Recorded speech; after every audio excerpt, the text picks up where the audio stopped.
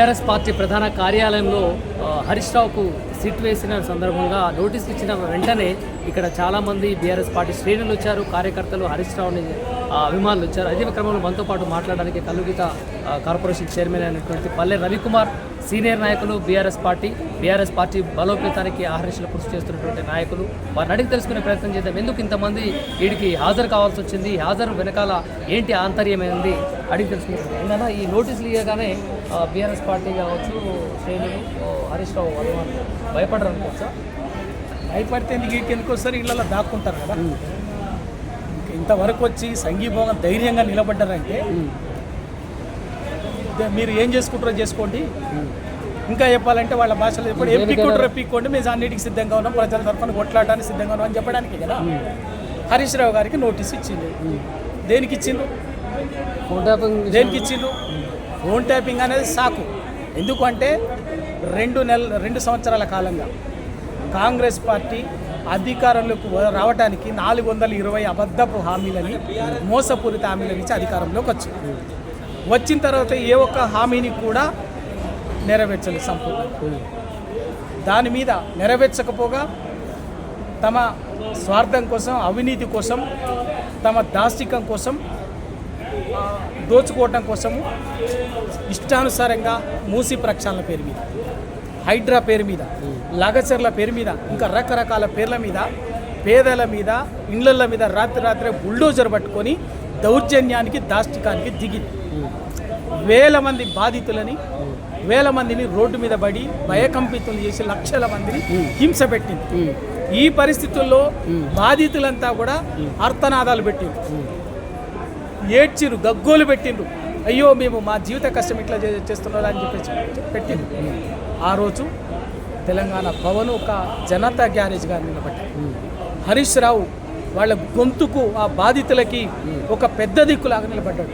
కేసీఆర్ గారు, కేటీఆర్ గారు, TRS party ఒక శ్రీరామ రక్షలాగా, ఒక రక్షణ కవచంలాగా, ఒక పెద్ద దిక్కులాగా, ఒక ధైర్యంలాగా బాధితులకు నిలబడి ప్రభుత్వాన్ని ఎప్పటికప్పుడు చీల్చి చెండాడుతుంది, ఎండగడుతుంది. ప్రభుత్వం చేసేటటువంటి మోసాన్ని, ప్రభుత్వం చేసేటటువంటి వంచనని, ద్రోహాన్ని ఎప్పటికప్పుడు హరీష్ రావు ఇక్కడ ప్రెస్ మీట్ అంటే టీఆర్ఎస్ పార్టీ ప్రధాన కార్యాలయంలో ప్రెస్ మీట్ పెట్టారు. సింగరేణిలో జరుగుతున్న బొగ్గు విషయంలో కుంభకోణం జరుగుతుందని చెప్పేసి చేసినాక ఆ తర్వాత సాయంత్రమే నోటీసులు ఇచ్చారు. దీన్ని ఎలా చూడొచ్చు? మీరు చెప్పిందంటే హరీష్ రావు గారి మీద కేసు ఎందుకు పెట్టింది? నిన్న ఉదయం ఇదే సమయంలో ఇదే తెలంగాణ భవన్లో హరీష్ రావు గారు ప్రెస్ మీట్ పెట్టి సింగరేణి కాలనీస్కి సంబంధించి ఒరిస్సాలో ఉన్నటువంటి నైనా బొగ్గు గని 25 సంవత్సరాల కాంట్రాక్ట్ కోసము జరుగుతున్నటువంటి టెండర్లో అన్ని నిబంధనలు పక్కకు పెట్టి, కోల్ ఇండియా నిబంధనల్ని, సింగరేణి కాలరీస్ నిబంధనల్ని, దేశంలోని ఏ కాలరీస్ బొగ్గు గని సంస్థలో లేనటువంటి నిబంధనల్ని పెట్టి ఇష్టారాజ్యంగా దోచుకోవటం కోసం, తమకు కావలసినటువంటి వాళ్ళకి కట్టబెట్టడం కోసము ముఖ్యమంత్రి గారితో సహా ప్రభుత్వంలోని మంత్రులు పోటీ పడ్డారు, అరాచకానికి దిగింది. ఆ పరిస్థితుల్లో ఆ విషయాన్ని హరీష్ రావు గారు బాజాప్తా నిన్న ప్రెస్ మీట్లో ఏం జరిగింది, ఎంత పెద్ద కుంభకోణం జరిగింది, ఎంత గరాన మోసం జరిగింది, దాన్ని పూసగుచ్చినట్టు విడమర్చి నిజాల్ని, వాస్తవాల్ని తెలంగాణ సమాజానికి, ప్రజలకి అర్థమయ్యేటట్టుగా చెప్పిండు. అర్థమయ్యేటట్టుగా సాక్ష్యాలతో సహా చెప్పిండు హరీష్ రావు గారు. ఉదయం చెప్పిండు, వెంటనే సాయంత్రం సిట్ నోటీస్ ఇచ్చింది, విచారణ అని చెప్పేసి. అంతే కదా. అంటే ప్రశ్నించేటటువంటి వాళ్ళు వీళ్ళ ద్రోహాన్ని, మోసాన్ని, వంచనని ఎప్పటికప్పుడు హరీష్ రావు గారు మాట్లాడుతున్నారు కాబట్టి, చీల్చి చెండాడుతున్నారు కాబట్టి ఇవాళ ఆయనని విచారణ పేరు మీద వేధించే రాజకీయ కక్షకు రాజకీయ ప్రతీకారానికి దిగింది కాంగ్రెస్ పార్టీ ప్రభుత్వం, రేవంత్ రెడ్డి ప్రభుత్వం. అయితే అంతే తప్ప ఇంకేం. బీజేపీ పార్టీ, బొగ్గు శాఖ పార్టీలు కావచ్చు, మన జాతీయ పార్టీ కాంగ్రెస్ పార్టీ, ఈ నోటీసుల వెనుక రెండు పార్టీల హస్తం ఉందనుకోవచ్చా? బరాబర్ అండి, 2 కలిసి పనిచేస్తున్నాయి. తెలంగాణలో 2 జాతీయ పార్టీలు, కాంగ్రెస్, బీజేపీ 2 వేరు కాదు. ఎందుకంటే ఇవాళ బొగ్గు గని ప్రభుత్వ రంగ సంస్థ, సింగరేణి అనేది ప్రభుత్వ రంగ సంస్థ. తెలంగాణ ప్రభుత్వంతో పాటు కేంద్ర ప్రభుత్వం కూడా జాయింట్గా 49% సెంట్రల్ గవర్నమెంట్, 51% స్టేట్ గవర్నమెంట్ ఉండేటటువంటిది సింగరేణి కాలేజీ. దానికి సంబంధించినటువంటిది బొగ్గు గని. కేంద్రంలో బొగ్గు గని శాఖ మంత్రి ఎవరు? కిషన్ రెడ్డి గారు.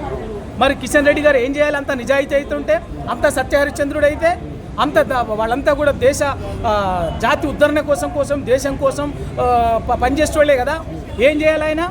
దేశ సంపద ఒక ముఖ్యమంత్రి, ఒక 4 మంత్రులు తమ ప్రతిపక్షానికి సంబంధించినటువంటి ప్రభుత్వము అప్పనంగా పంచుకుంటుంటే, దోచుకుంటుంటే దాన్ని కాపాడాల్సింది మరి బొగ్గు గారి కేంద్ర మంత్రి కిషన్ రెడ్డి గారు కదా. ఎందుకు మాట్లాడరు? ఎందుకు నోరిప్పారు? పైగా ఉల్టా ఆ పార్టీ నాయకులు ఏం మాట్లాడతారు? రంధ్రాన్ని వర్షం చేసి కేసీఆర్ గారు, కేటీఆర్ గారు, హరీష్ రావు గారు అని నంగనాచి మాటలు మాట్లాడతారు. ఇది ఇద్దరు కలిసి, దీంట్లో అందరు కలిసి చేస్తున్నటువంటిది తెలంగాణ సంపదని, తెలంగాణ వనరులని 2 జాతీయ పార్టీలు కలిసి కూడా బలుపుకొని పంచుకుంటారు. ఇంకా రేవంత్ రెడ్డి గారు కాంగ్రెస్ ముఖ్యమంత్రి కాదు, కాంగ్రెస్ కండువా కప్పుకున్నటువంటి ఎన్డీఏ కూటమి ముఖ్యమంత్రి. రేవంత్ రెడ్డి గారు రాహుల్ గాంధీ గారి ఆదేశాలతో పనిచేయరు. రేవంత్ రెడ్డి గారు పనిచేసేది కేవలం రాహుల్ గాంధీ కండువా మాత్రమే కప్పుకున్నాడు. ఆయన పనిచేసేది చంద్రబాబు నాయుడు ఆదేశాలు, నరేంద్ర మోడీ ఆదేశాలకు అనుగుణంగా రేవంత్ రెడ్డి గారు పనిచేస్తారు. అంటే ఏ ముఖ్యమంత్రి? ఎన్డీఏ కూటమి ముఖ్యమంత్రి తప్ప కాంగ్రెస్ ముఖ్యమంత్రి కాదు. ఒకవేళ నిజంగా ఈయన కాంగ్రెస్ ముఖ్యమంత్రి అయితే, కాంగ్రెస్ ప్రభుత్వము ఇంత అవినీతికి పాల్పడుతుంది కదా, ఇంత పెద్ద అవినీతికి పాల్పడుతుంది కదా, మరి కేంద్ర ప్రభుత్వం ఏం చేయాలి? ఆ బొగ్గు గనుల శాఖ మంత్రి కూడా తెలంగాణోడే కదా, కిషన్ రెడ్డి గారే కదా. తక్షణమే సిబిఐతో విచారణ చేయాలి కదా, అది కదా చేయాల్సింది. ఆ పని ఎందుకు చేస్తారు? 2 పార్టీలు ఏకమై బీఆర్ఎస్ పార్టీ లేకుండా చేయాలనే కుట్ర పడేటువంటి అవకాశాలు ఖచ్చితంగా మొదటి నుంచి 5 ఏళ్ల నుంచి ఆ 2 పార్టీలు చేస్తున్నటువంటి పని.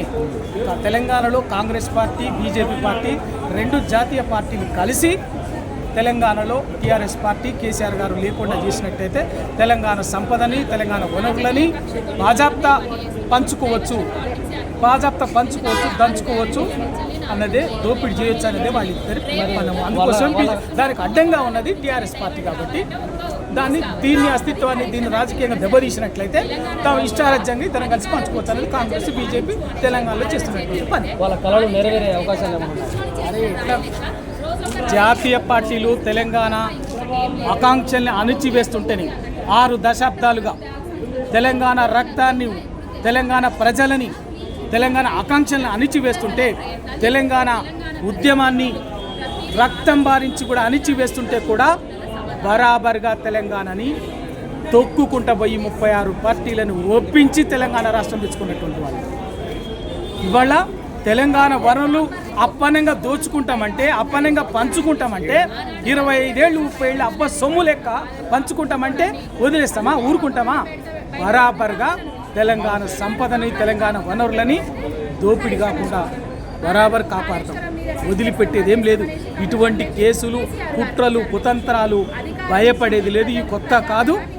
25 ఏళ్లుగా తెలంగాణ ఉద్యమ కాలం నుంచి మలిదేశ ఉద్యమంలో ప్రతి సందర్భంలో వీటన్నిటినీ ఎదిరించినటువంటి వాళ్ళం, ఛేదించినటువంటి వాళ్ళం, తెలంగాణను సాధించినటువంటి వాళ్ళం. అయ్యో లెక్క కాదు, దేనికి భయపడేది లేదు. అంటే ప్రభుత్వ వైఫల్యాలను ఎండగడుతూ బీఆర్ఎస్ పార్టీ శ్రేణులుగా మీరు వ్యవహరిస్తూ ప్రతి సమస్యను ప్రశ్నిస్తున్న సందర్భం, కానీ ప్రశ్నిస్తున్న ప్రతి ఒక్కరు కూడా అరెస్ట్ చేసేటువంటి కార్యక్రమాలు చేపడుతున్నటువంటి కాంగ్రెస్ ప్రభుత్వం దీన్ని ఎలా చూడవచ్చు? ఎందుకు ఈ అరెస్టులో పర్వం కొనసాగుతుంది తెలంగాణ రాష్ట్రంలో అంటే మీరేమంటారు?